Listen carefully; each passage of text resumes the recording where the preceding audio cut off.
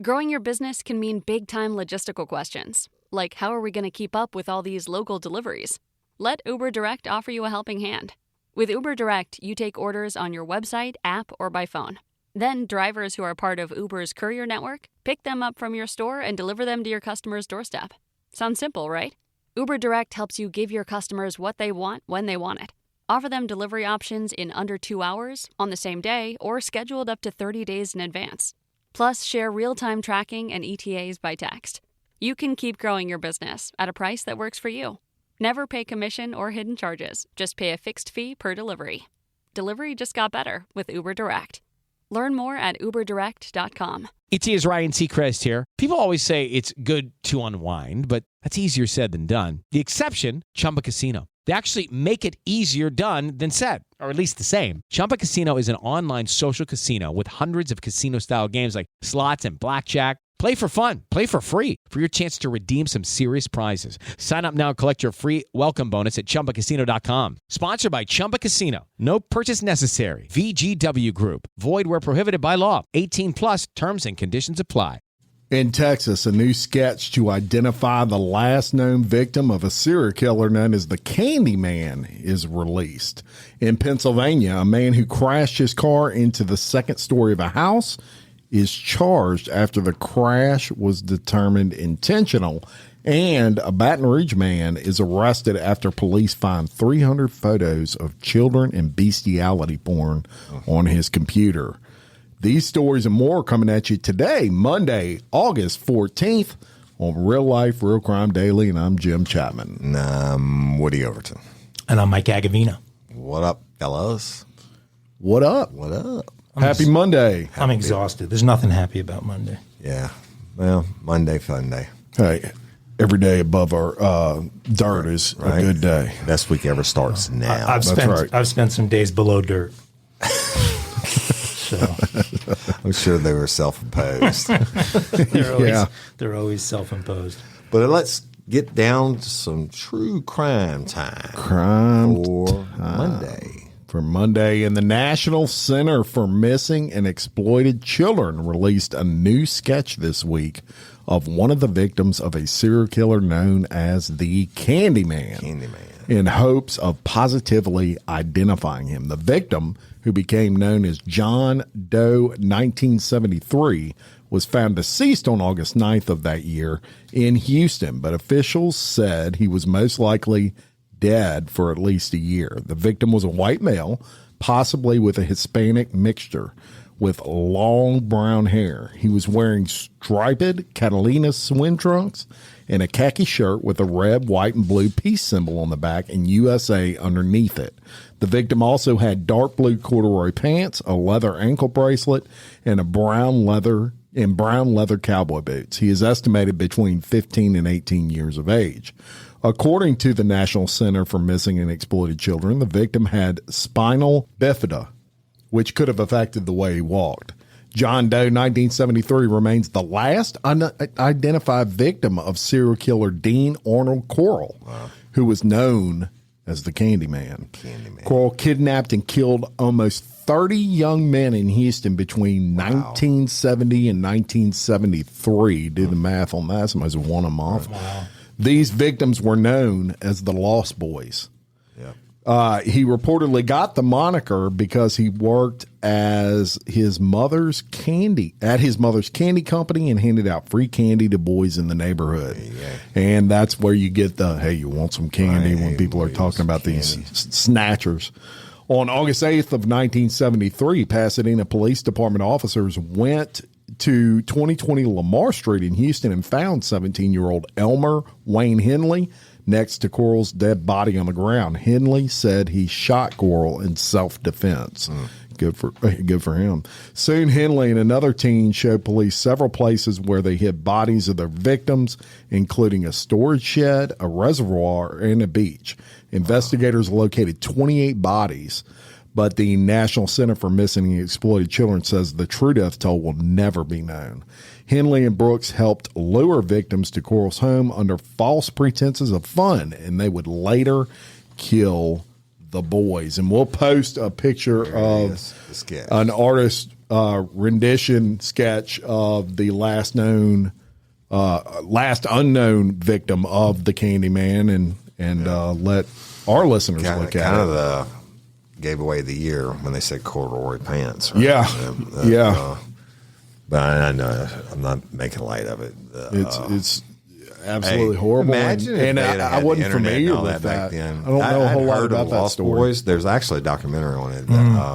But it's horrible. I mean, awful. Imagine if they had the internet and everything back then, how big it would have been. Well, and we have a lot of listeners in the Texas region, and Lamar Street, being that this is out of Houston, Lamar Street, we're going to share is right in the heart of Houston. I mean, the courthouse and stuff is right by there. So that's right.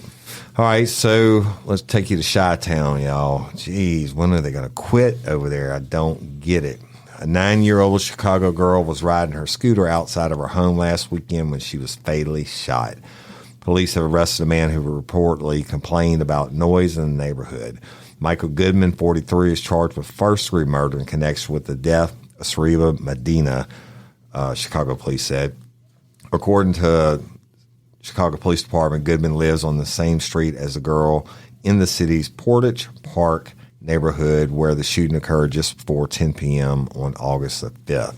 Moments before the shooting, neighbors reported that Goodman was upset by the noise the kids were making outside. It just didn't make sense. None of it made sense, neighbor Megan Kelly told the Chicago Sun-Times. Everybody in the community would just tell him they're just kids having fun playing. Just let them be.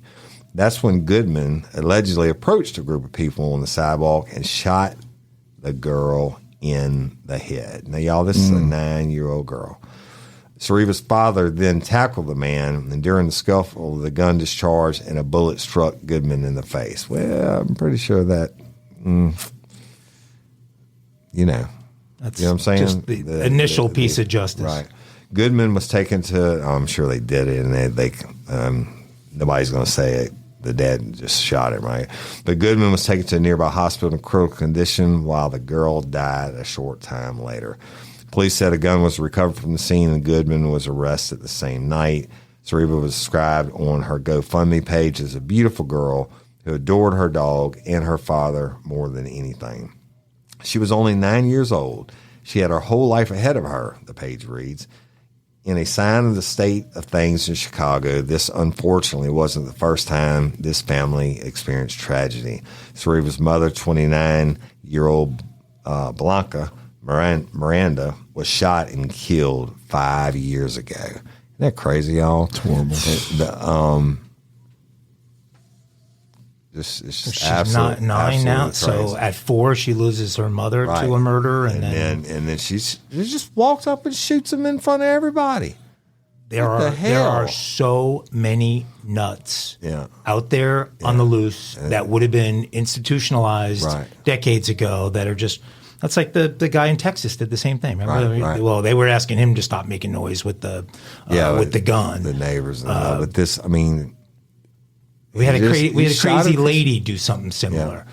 Shot him because they were kids being kids and making too much noise. But how could you be that out of to lose your mind that badly where you just walk out of your place and shoot? Shot it right in front of her daddy. Yeah, and everybody else. I don't know. Okay. We haven't been to Syracuse in a while. Let's go to Syracuse, the Q's in upstate New York. The Q's. The Q's, yeah. Okay. Like the cock. A lot of people where I grew up went to the Q's.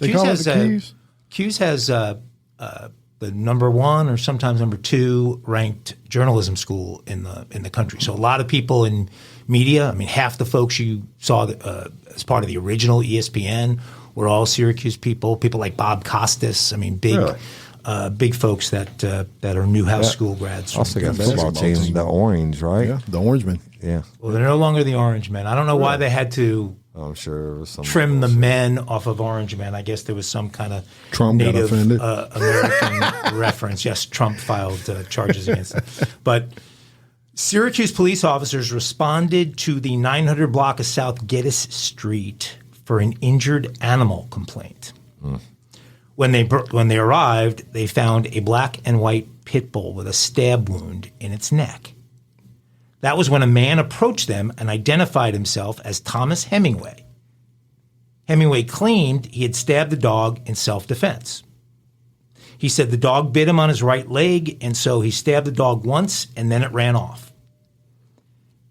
Hemingway pulled up his pant leg when police asked to show where the dog had bit him, and there were no injuries there. Right. The lack of any bite injury created great suspicion for the cops, who would later find surveillance footage that captured the incident. Miss Jerry, close your ears. Forgot to tell you. That footage contradicted Hemingway's account of the event. Thomas Hemingway, 31, was then arrested and charged with aggravated animal cruelty. Syracuse Police Department posted images of Hemingway carrying out the violent act on an innocent animal on Facebook, causing outrage in the community. The Facebook post described how Hemingway walked along the sidewalk towards the dog and its owner, who was walking it on a leash. At some point, the owner let go of the leash, and Hemingway is seen approaching the dog with a large butcher's knife in his hand. Right. In a second image, Hemingway is seen with the butcher's knife raised over his head, aimed at the pit bull. Hemingway is currently being held in Onondaga County Justice Center. Time out, folks. He was just in the middle of a very serious story. No, he was acting. That was Jim alone. We're going to send you. I can't believe this dude's walking down the street with a butcher knife. Yeah. Right. I just can't believe that the owner just left too. I mean, the owner didn't do anything when this happened. This is bizarre. The attack occurred on July 26th at 8:25 in the evening. One local responded to Facebook saying, quote, "I hope his cellmate is a dog lover who follows local news." Yeah, I think that's a good one. But I was equally as upset that the owner has not been identified of this dog. Right. So the guy comes and he was walking several dogs. For some reason, he lets go of the leash of this dog. This guy, just kills the dog with a butcher knife, and the owner isn't there when the police are there. He just scurries away. So almost as bad. Well, not almost as bad, but I don't know what the heck the owner's story is for running away. But this guy, if I was a cop and I rolled up on somebody and they're carrying a butcher knife, you don't walk down the street with a butcher knife at 8:30 at night in Syracuse. Right. No, I don't. Unless he was a butcher. I'm questioning that before anything else. Crazy story. Sad. All right. A Georgia man broke into a Florida church and caused several $1,000s worth of damage, but then he baptized himself in the sanctuary pool. So I guess he made it all okay. Did he go to confession as well? Well, officers responding to a burglary call at the Emerald Beach Church of God in Panama City Beach on Friday discovered that Derek Porter had used a cinder block to smash the window and get inside. A female church employee fled when she heard the glass breaking. While inside, Porter caused approximately $8,000 worth of damage to the church. He then loaded several electronics, including a television and computer, into his truck along with the church's money bag. The suspect, who was out on a burglary charge, he was out on bond from Georgia, was found to be in possession of methamphetamine, imagine that, and drug paraphernalia when he was arrested, and he stated he could not remember what happened during various moments inside of the church. Police said he did remember, however, baptizing himself in the church baptistry pool. Porter claims something was holding his head under the water while he was in the pool. He was touched. Porter has been charged with burglary of an occupied structure, criminal mischief, possession of methamphetamine, and possession of drug paraphernalia. Yeah. Got in for there. His crime. Got in there and got touched. Why would you know, what blew my mind about this whole thing, besides the fact that he decided to baptize himself after he did it, was why going to church and $8,000 worth of damage just for the sheer hell of it? Meth, right? Yeah. Meth that does a body good. Yeah, it does. But he did baptize himself. So there you have it. Hope that works out. I don't believe you can baptize yourself. I'll have to check on the ruling there, but unless he's in the priesthood, I don't think he can baptize. Did you know I'm an ordained minister? Yes. Did you know that for real? Yes. I've done several weddings now. If I have a third wedding. Yeah. Oh, you're in trouble now. Every day. He's kidding, Miss Jerry. It would never, ever be Probably one of them. I want to have another wedding. All right. Well, hell of a story. Yeah. Now I'm going to take you to one. And I've been in this county in my most favorite state besides Louisiana, Wisconsin. A 74-year-old former teacher in Wisconsin was found guilty of repeatedly sexually assaulting a teenage student and faces hundreds of years in prison for the crimes. And Nelson Koch, that's Koch.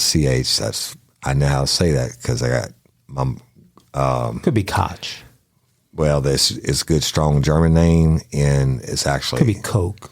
Listen to me. I'm going to tell you why. My grandmother, Because you'd rather say the word Koch. on my dad's side, yes, exactly. was a Koch from Chicago originally, and that's how they said it. So anyway, but check it out now. So it's a lady, y'all. And anyway, she's convicted by a Monroe County jury on 25 counts against her for sexually assaulting a 14-year-old male student in the basement of a private school in Toma. That's where Shane and Tracy live. That's where I go when I go out there, Toma, Wisconsin. Great place. Anyway, this happened during the 2016. You got a school there. Yeah, during the 2016-2017 school year. And Monroe County District Attorney Kevin Kroninger said in the July 31st press release. The jury, it only took them 5 hours, y'all, before they came back with a guilty verdict. The victim of these crimes is an incredibly brave young man, the ADA said. He spoke the truth, and the jury heard him loud and clear. We are so grateful to the jury for the dedication to finding the truth. And Mike just showed me the picture of this monster. Skiles asked the Monroe County Circuit Court Judge Richard Radcliffe to revoke Cox's bond and remand her to custody pending sentencing, but the judge released her. Woody can't talk anymore. He's looking at this picture and he's going, "Oh my God!" Until October 27th sentencing hearing, and she's facing more than 600 years in prison. That's not enough. Yeah, she's 74 years old. That's a WTF, right? Doing a 14-year-old, raping a 14-year-old. Can't believe that's in Toma.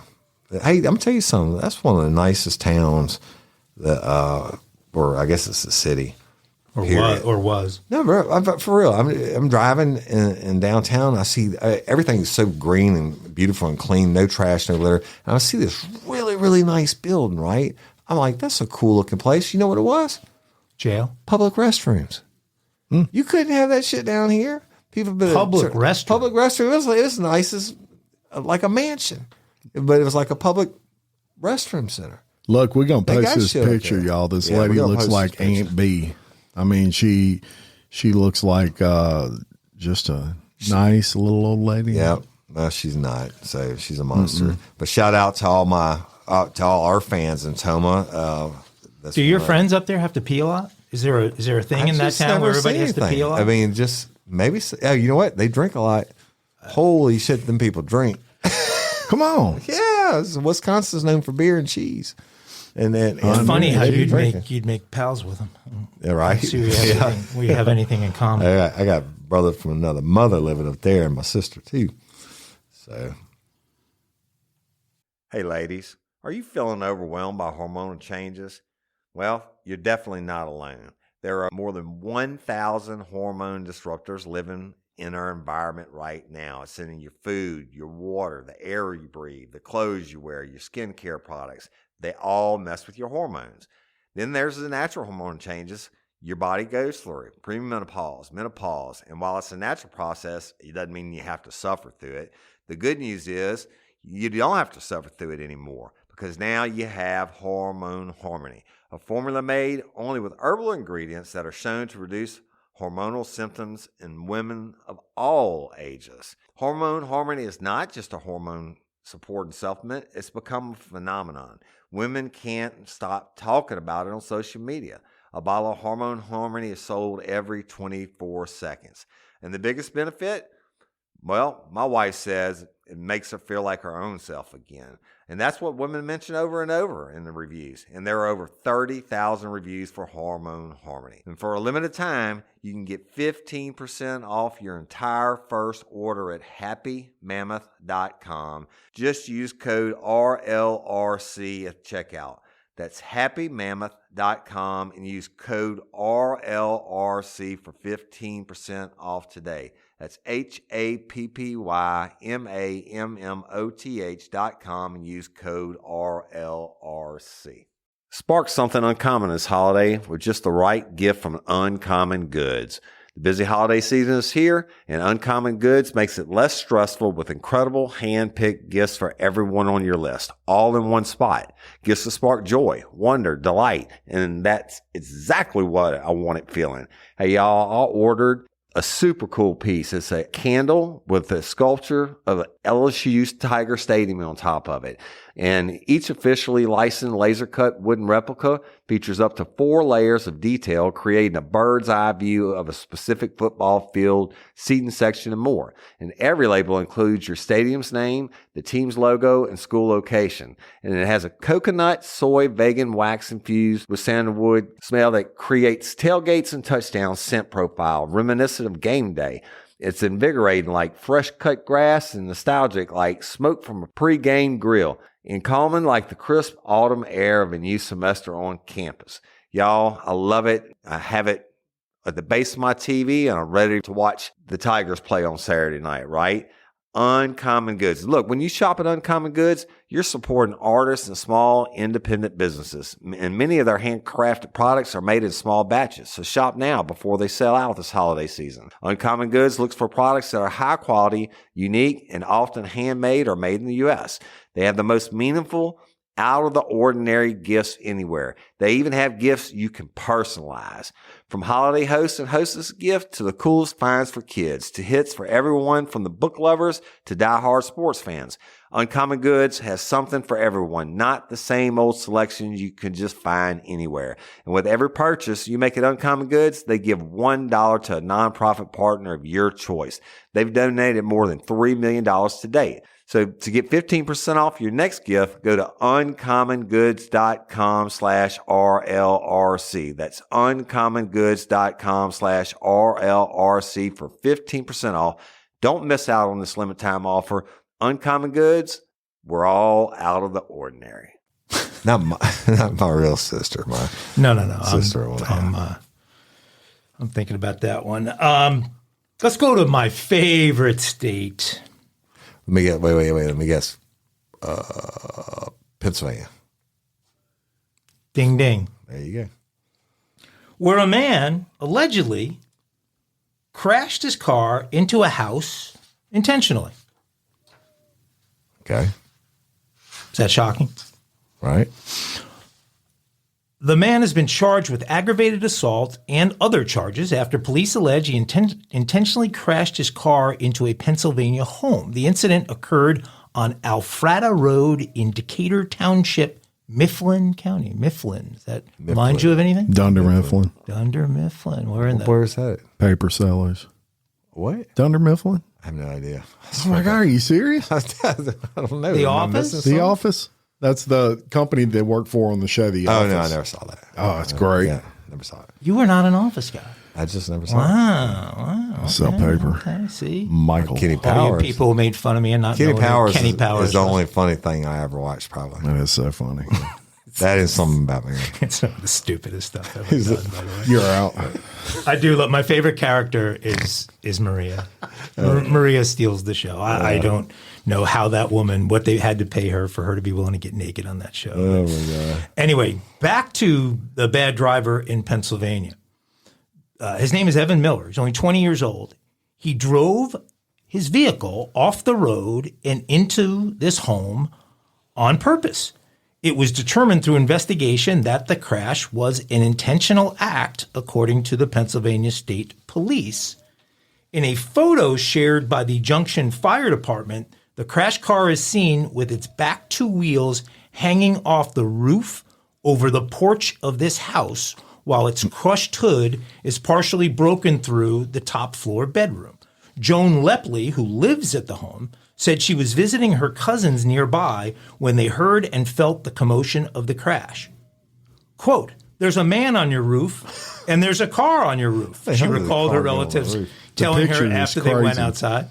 According to Lepley, the vehicle veered off of Alpharetta Road and collided with the embankment outside her home, causing the car to propel upwards and onto the front porch. She and her family escaped with no injuries following the crash. We thank the Lord that he hit the second story, because if it would have come through at the ground level, my cousins and I would probably have been killed. The driver was taken to the hospital. After they got him, they finally were able to get him out of the vehicle and off the roof. Following the crash, he was charged with aggravated assault, recklessly endangering another person, careless driving, criminal mischief, and other charges. It's still not immediately clear why or how police are so confident that this was an intentional act. That's what I was waiting on. But they are. Miller has yet to enter a plea, but if you look at this picture, I don't know how anyone would intentionally Holy shit. do the this. picture is It's insane. like some Dukes of Hazzard shit, airborne, right? Yeehaw. And up I mean, and and down. how do you get that high? I have you know, no He it's- did it. The curb is here, but how could the curb launch you like that? That is We'll post this picture, but I mean, this house is true. This it's car insane. is through the second actually, story what of the this fuck? house. A teen is accused of killing a homeless woman in San Diego and said he was hobo hunting when he did that. Yeah, an 18 and 19-year-old were arrested last week after they shot and killed a homeless woman with a pellet gun back in May. Damn. In the early morning hours of May 8th, officers from the department's neighborhood policing division found an unconscious female. They tried to wake her up, but she was unresponsive. Paramedics arrived and were unable to determine why the woman was unresponsive. She was transported to the hospital, and doctors determined the victim had been shot several times with a pellet gun, and her wounds were non-survivable. The victim was identified as 68-year-old Annette Pershel, and she died 3 days later on May 11th. Crazy. Officials from the hospital spoke with the police department and detectives from the homicide unit. They started investigating. So detectives concluded Pershel was most likely homeless when she was killed, and on July 31st, the medical examiner ruled her death a homicide. According to police, detectives identified two suspects and arrested 19-year-old Ryan Hopkins and 18-year-old William Ennis. Ennis is charged with first-degree murder, possession of an assault weapon, 2 counts of failure to embed steel in firearm, and Hopkins was booked on a charge of assault with a deadly weapon that is not a firearm. Ennis and Hopkins both pled not guilty. So basically what happened was Hopkins drove Ennis to the area where Ennis shot Pershel. Ennis reportedly sent a group text and said, "I'm going hobo hunting with a gun." So that's smart. You're going to shoot someone and then send out a group text and tell everybody. Pershel suffered wounds to the head, torso, and leg, and investigators located an air rifle in Ennis's home. They were able to match to that murder, and both men are being held without bond. Murder with pellet gun. Hobo hunting. Hobo hunting. And They deserve everything they get in jail. Yeah, I agree. I bet you they didn't really intend to kill. It was a pellet gun. We're going to just light a hobo up and make him feel some pain. And unfortunately, this elderly lady died from it. Yeah. And And you think a pellet gun, you're just going to, ouch, it stings. Right. Let me tell you, you can pump them things up and shoot them through a tree. Absolutely will. Yeah. It'll kill you. That's right. Hey, real life, real crime time. And y'all, this is a hard one. I saw this guy's photo yesterday, and it happens right here. A Baton Rouge man is facing charges after officials found hundreds of images containing child porn in his home. Ronald Curtis Sanders, 64, of Baton Rouge, was arrested on Tuesday, August 8, on 300 counts of porn involving juveniles under the age of 13, and 2 counts, close your ears, Miss Jerry, 2 counts of sexual abuse of an animal. Law enforcement found Sanders in possession of 300 images of child sexual abuse materials and bestiality on electronic devices at his home. Investigators said Sanders admitted to them that he downloaded the material into his home computer and organized them into files. Investigators say the images they seized include porn involving babies and bestiality with children. Disgusting. That is unbelievable. And my homies, my good people, the East Baton Rouge Sheriff's Office and the Louisiana Bureau of Investigation of Cybercrime Unit, and they're badass. They're from the Attorney General's office, work together on this investigation. Yeah. Holy shit. You know, and you're seeing more and more of babies and child babies porn with bestiality. And this shit is out there online. These people so are finding places where it exists, and it's.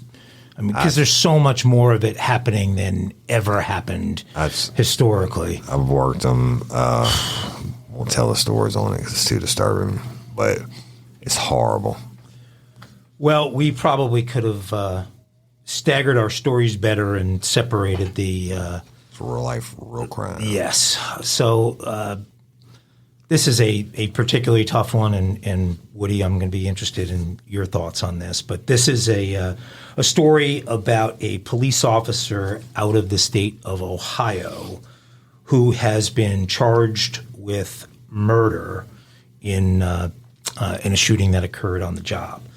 A grand jury in Ohio indicted Ricky Anderson, who was a 30-year veteran of the Columbus Police Department, on Friday in connection with the 2022 fatal shooting of 20-year-old Donovan Lewis. On August 30th, 2022, Anderson shot and killed Lewis as officers served a search warrant at Lewis's apartment. Lewis had been wanted on multiple felony charges, including domestic violence, assault, and improper handling of a firearm. Police body cam footage reportedly shows Anderson opening Lewis's bedroom door before almost immediately shooting once. Lewis, who was asleep in bed when this occurred, died at a local hospital. Columbus Police Chief Elaine Bryant said at a news conference last year that in the footage, it appeared Lewis was holding, quote, something in his hand. That something turned out to be a vape pen.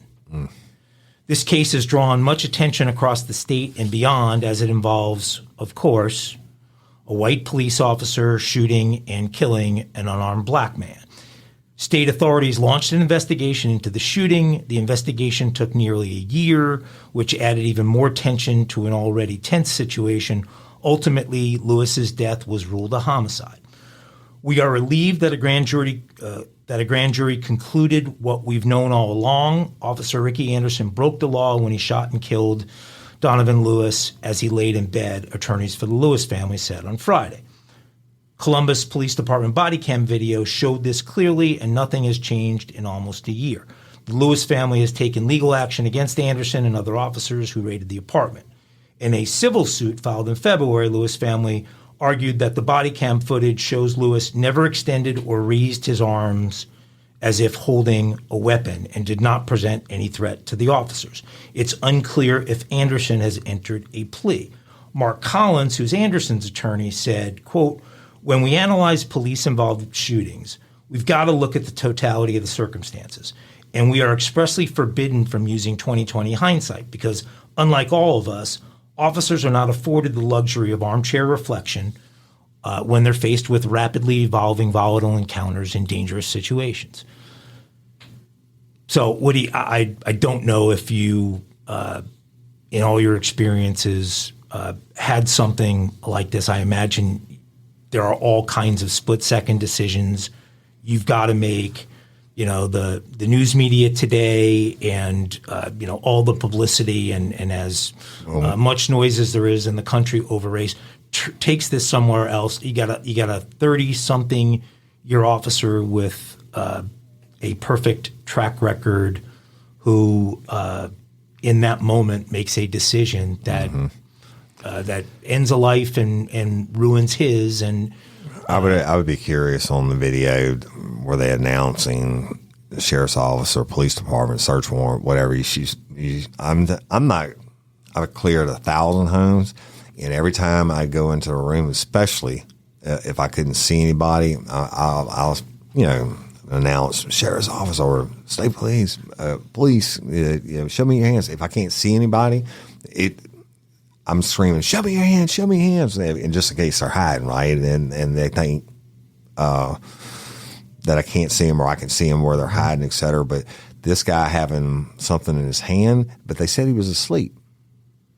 So that tells me maybe he wasn't screaming as he made entry into it. I mean, if the guy woke up and raised something and he shot him, well, then, but obviously it didn't. And I'll tell you what happened between when he started his career and when I was kicking doors, we didn't have body cameras. Right. And I mean, I'm not saying. But you're conscious of the fact that you do. You're conscious of all of the stuff in the news media, all of these issues over the last 5 years. I'm sure that in your head is, I've got to be really careful and make sure, but also I don't want to get killed. I want to go home. Yeah, I want to go home at the end of my shift. But he still killed somebody that didn't have a gun. Yeah. No, that's. I mean, and that guy has a family that's like, what the hell? You just killed. It's going to probably come back. There's like two sides to that. Training is heavily pushed for that reason. He obviously made the wrong decision. I would expect it's going to come back like a negligent homicide or something, because he certainly didn't go in there with the specific intent to kill anyone. And would that be manslaughter or probably manslaughter? Yeah. Well, yeah. They'll drop it down to whatever. Negligent is when you show such lack of care of life that a reasonable person would have shown. Gotcha. So, but manslaughter is probably what they're going to go with. I don't know. It's hard. It's bad all the way around. There's nothing. For the victim's family. I hate it for that dude who gave 30 years of his life. Yeah. And he was going home that day, and he went home in a police. Well, he went to jail. But I don't know. Well, Man, and I'm sure situation. It was. Remember the Minnesota female cop who thought she grabbed her taser and grabbed the gun. Yeah. She just got out. What about the Dallas female police officer who went in the wrong apartment and thought it was her apartment and killed the person inside, thought it was an intruder? Well, look, in all those situations, you're under so much, I couldn't imagine being under that kind of stress to where you don't know what you're walking into. And so you're already, I would imagine, in an amped up state, right. In a very, like Mike said, split second decision that you have to make. And you just pray your muscle memory and your training goes through for you. Pray you get it right. Yeah. I don't get it. I mean, I get it. I hate it for everybody. So. Yeah.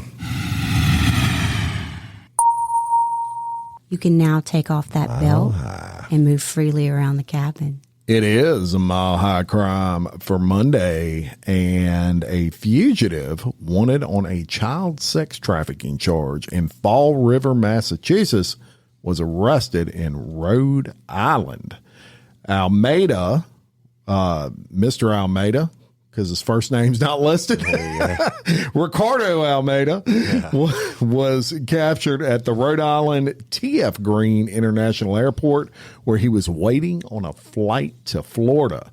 Police said Almeida fled Massachusetts in 2018, possibly to Florida, after a warrant was issued for his arrest. He was accused of sexual conduct with a child under the age of 18. Almeida, who was 57, was the last defendant in a sex trafficking investigation who had not been arrested. State police said a girl was held against her will, drugged, and forced to engage in sexual acts. 2 defendants who trafficked the juvenile were previously convicted following prosecution by the Bristol County District Attorney's Office and were sentenced to long state prison terms. State police said the Fall River Police Major Crimes Unit developed information that Almeida may have been in the area, and members of the Massachusetts and Rhode Island Violent Fugitive Task Force determined Almeida was at the T.F. Green Airport, where they arrested him without incident. I always said, you can't outrun that paper. That's right. The warrant's going to catch your ass sooner or later. It might be 5 years, 20 years, sooner or later. Yeah, I mean, this was back in, they've been looking for this guy since 2018. Right. So it's like 5 years ago. Yeah, 5-6 years. And they catch you, why you would have a warrant for sex trafficking and try to take a flight is beyond me. That's it's probably a lot safer for you to drive. Facial recognition now and all that stuff that they got. So they got him.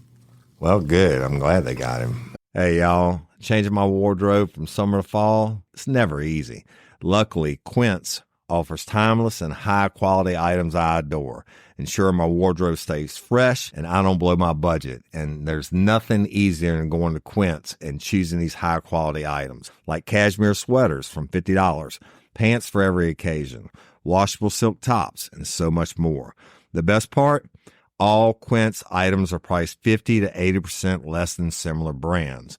By partnering directly with top factories, Quince cuts out the cost of the middleman and passes the savings on to us. And Quince only works with factories that use safe, ethical, and responsible manufacturing practices and premium fabrics and finishes, and I love that. I got the stainless steel Link Apple Watch band for $59.90. It's heavy duty, it's awesome, and it's like $100 less than I could find anywhere else. And I also got a 100% organic cotton fisherman quarter zip up sweater. The color is alabaster. Man, I can't wait to wear that this fall. And Cindy got the Mongolian cashmere boat neck sweater in heather gray. And I'm telling you, these are classic pieces at a fraction of the price. Make switching seasons a breeze with Quince's high-quality closet essentials. Go to quince.com/RLRC for free shipping on your order and 365-day returns. That's QUINCE.com/RLRC to get free shipping and 365-day returns. Quince.com/RLRC. You'll thank me later. Growing your business can mean big-time logistical questions, like how are we going to keep up with all these local deliveries? Let Uber Direct offer you a helping hand. With Uber Direct, you take orders on your website, app, or by phone. Then drivers who are part of Uber's courier network pick them up from your store and deliver them to your customer's doorstep. Sounds simple, right?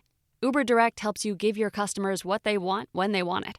Offer them delivery options in under 2 hours, on the same day, or scheduled up to 30 days in advance. Plus, share real-time tracking and ETAs by text. You can keep growing your business at a price that works for you. Never pay commission or hidden charges. Just pay a fixed fee per delivery. Delivery just got better with Uber Direct. Learn more at uberdirect.com. Absolutely. Right, fuck him. You can now take off that belt and move freely around the cabin. Oh, yeah.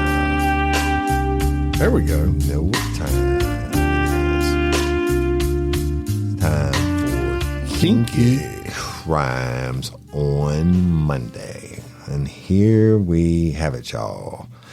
Now, there's a lot of places you can have public sex. There are? Yeah, anywhere in public, Legally? right? No, not legally. Oh. You could make the poor decision, let's say that, to have public sex, but this should be a dumb criminal, I'll say.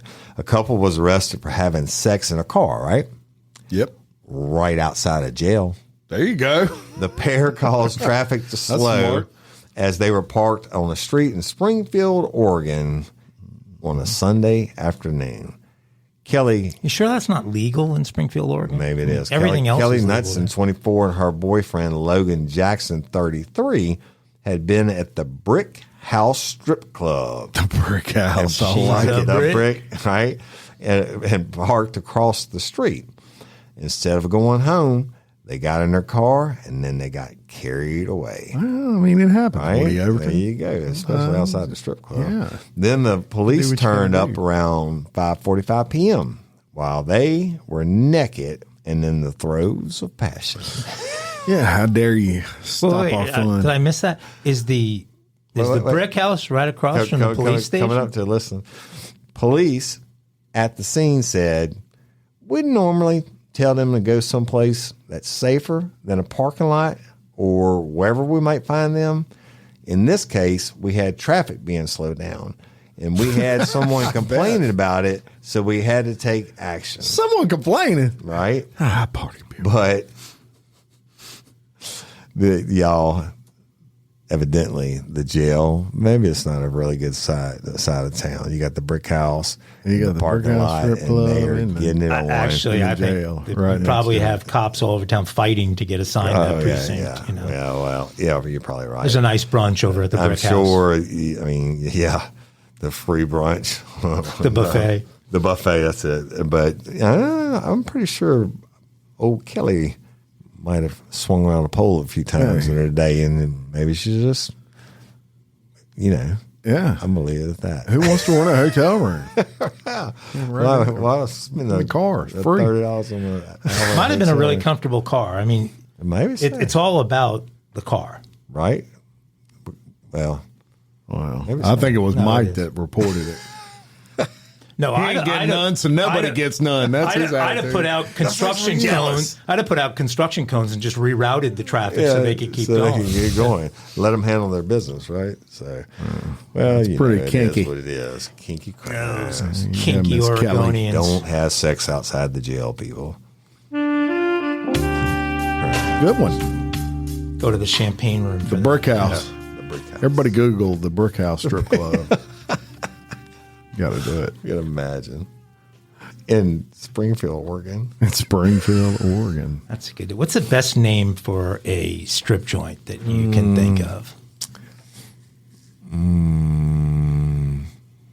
I don't know. Boobies are us. I have no idea.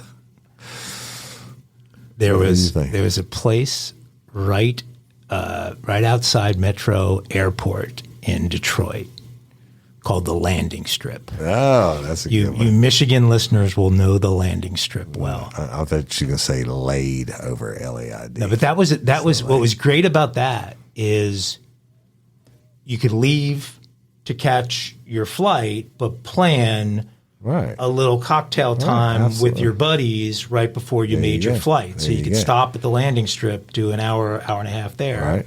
before heading Or out to you to can come Metro. back and go to landing strip before you go home.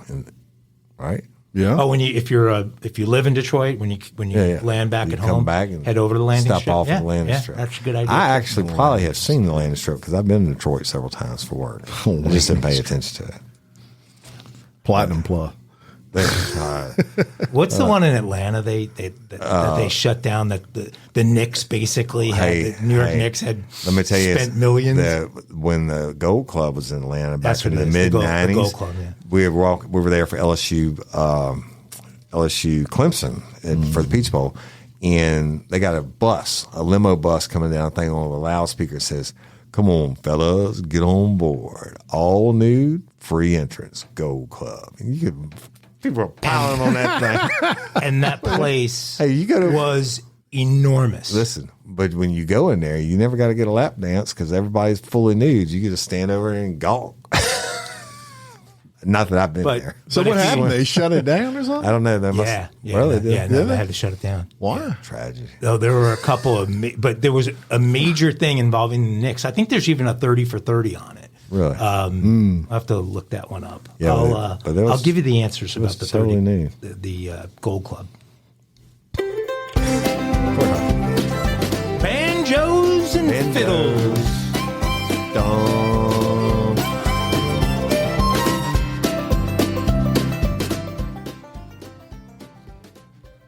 I want to get the whole album. Fort Myers Beach. I was just there Fort Myers. a couple months ago. Fort Myers Beach. I was close to there. There's a famous guy, a guy that became a legend there. You guys have probably heard of him. Christopher Cron. Have you heard of Christopher Cron? No. Does he have Crohn's disease? He might. But that no, Crohn's? I don't. That's Crohn's, yeah. But there could be a Crohn's disease as well. But It could be.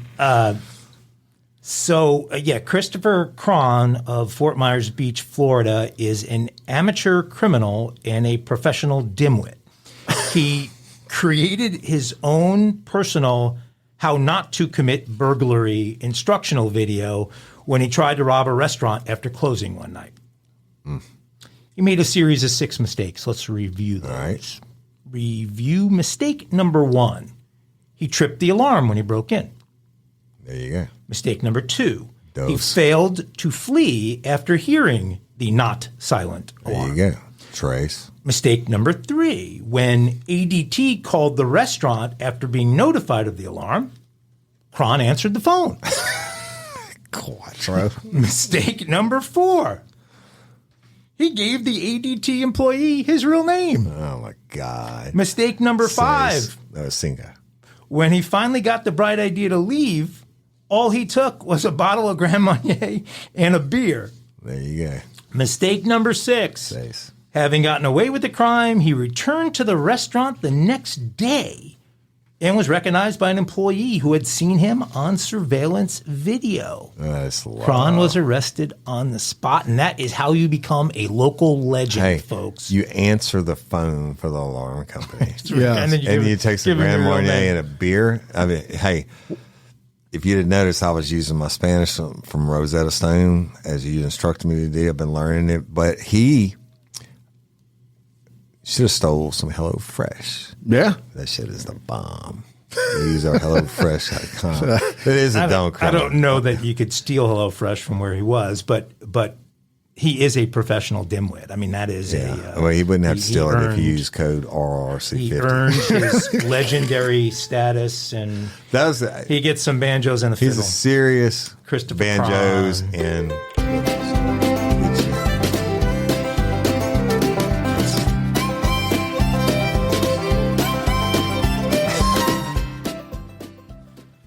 I like that. that was a good one. Fiddling. All right. They stole what? They stole what? What'd they steal? How about a classic Porsche 911 Turbo I love those. from a classic car museum? There you go. That's right. A How'd you get man. away with that? Well, I'm going to tell you about it, Woody Overton. Thank you for asking. Yes, sir. A man from Florida did more than just touch a Porsche 930 Turbo on display at the Sarasota Classic Car Museum. He stole it and registered it using fake documents, and now he's in police custody. Imagine that. Some may have watched too many action movies over the years and end up believing they are movie characters in real life. A 36-year-old man from Florida, Daniel Boyce, must have confused reality Gone. with a movie star. That's right. Back in June, he came up with a plan to steal a 1977 Porsche 911/930 Turbo. Not from someone's driveway, not from a shopping mall parking lot, but from a classic car museum. He was no Memphis Reigns, though, Woody. Yeah. And the car theft obviously took more than 60 seconds to be completed. Right. But somehow he managed to do it. To get the Porsche out of the museum, he had to move 7 other cars out of the way. Why not steal one of those? And I know that's what I was wondering. And no security guards seemed to have bothered him in the process. Actually, the museum staff kind of helped him in the process. They left the keys inside in the footwell area. This is where they hid the keys to all the vehicles. Yeah, so the burglary alarm went off, but when police arrived at the scene, it was too late. The metallic brown coupe was long gone. A surveillance camera caught footage of the car rated at around $250,000. Driven away at 5:15 a.m., another camera placed outside the museum showed an unknown person entering the property. But that was all investigators had at the time. The authorities got tips several days later from someone who called police to tell them they had seen Daniel Boyce with the Porsche at a warehouse. By the time police officers found him, he had already registered the car using the VIN number of a Porsche that he had actually crashed 23 years earlier and sold to a salvage yard somewhere in California. So in order to register the car, he came up with an entire file of documents. He had a MAME registration, an odometer verification letter, and many other things that turned out to be fake. Boyce seemed to have a very smart plan set up until he listed his own personal cell phone number. The stolen car was recovered, and Boyce was eventually arrested after failing to show up for a grand theft auto charge. Apparently, it was not the first time he stole a car, but it will hopefully be his last. Police found a photo of the stolen Porsche on his phone, which is how they were 100% sure he stole it. And he is currently arrested without bond at the Sarasota County Jail in Florida, facing a felony charge of scheming to defraud. That's crazy. That is insane. I mean, he almost pulled it off. It seems like he's pretty intelligent. If you can move 7 cars, come up with fake documents, and crazy thing was, sure, and they're sort of offering you a free test drive when they leave the keys in the car there for you. I mean, I want to know what 7. I mean, it's in a classic car museum. What 7 cars he moved out of the way? Yeah. How long does it take? But he must have been a Porsche. That must have been. They must have left the keys in every car. Yeah, they left the keys in the well of every car. But he must have been specifically a vintage Porsche. Obviously. Well, he for sure was, because he had the VIN number. Yeah. I can't tell if someone asks my VIN number right now and be like, I don't remember. He had a VIN number from 23 years ago. Yeah. Still with him. He's been playing in this mind for a long blew my mind. Time. Hey, what the hell were the police doing?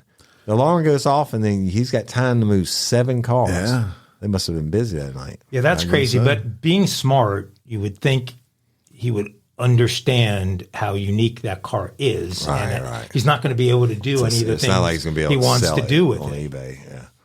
That's the thing. And actually, for once, Mike, you bring up a good point. And that's the second time this that week. is the second time. That is a lot of these collectible things that people steal. Look, you go steal art. You go steal $1 million Andy Warhol from somewhere that's very rare. What are you going to do with it? Nothing. You can't sell it to anybody. You can't even display it. You wouldn't have to put it in your spank bank because you'd own it and put it in your wall. Or something, right? If an Andy Warhol is in your spank bank, you got problems. Well, I'd agree. A lot of people have problems. Yeah. But people do. They steal these items all the time that are so rare and so valuable. You really can't do anything. They'll with sell them to collectors that just put them in their personal, for lack of a better term, spank bank. Yeah, at half price or whatever. I mean, I think Mike has an Andy Warhol on his wall. Mike's got bedroom. No, I've got a Hunter Biden. He's got a Hunter Biden finger painting. He's got finger painting. You got a Van Gogh. A Van Gogh, yeah. So that is. We do blow off it on Friday nights. Yes, that is. They stole what? That was a good for one. Monday. Yeah, I enjoyed that one. That was interesting. We'll post. I actually have a picture of the Porsche after they recovered it. It's beautiful. Hey, you know what? Let's engage the listeners for banjos and they stole what and kinky crimes. Y'all know. Y'all got to have some good stories out there from your own local area. Send them in to us. And they do. From time to time, they do. I know that I sent one to Mike the other day that somebody sent to us on a dumb criminals. Yes, we love those. Send it in. Any news stories you come across that you think not are just fun. the segments, but anything. Yeah, but if you want me to use a story, you shouldn't send it to me with, I'm not going to do this dumb story this bitch sent. Do you want to do it? Because then I'm not going to do it, Jim. Everybody knows that never happened. Everybody knows that's not true. I don't speak that way. Gift of love up in this studio, boy. That's right. I ain't got to have another. Thank you for that story. I do appreciate it. All right. And slam Mike on Facebook. I'm demanding a board meeting immediately after this. Yes. Let's talk about rrescue.org real quick. rrescue.org. We talked about a human trafficking story in this episode, and we do want to remind you that it is the biggest crime right now in really in the world, much less the United States. So, if you need more information, if you want to look on how to possibly support, go to rrescue.org. and there's tons of information there for you. Yeah, it's rrescue.org.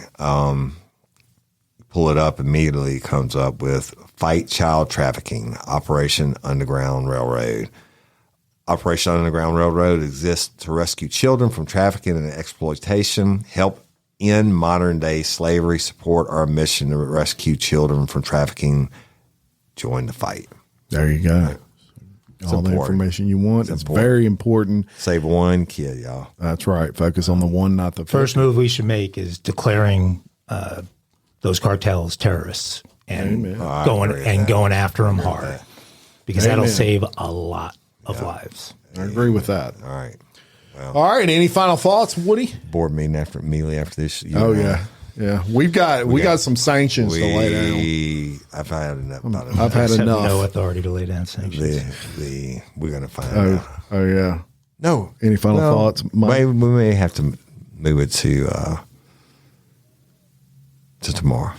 Yeah.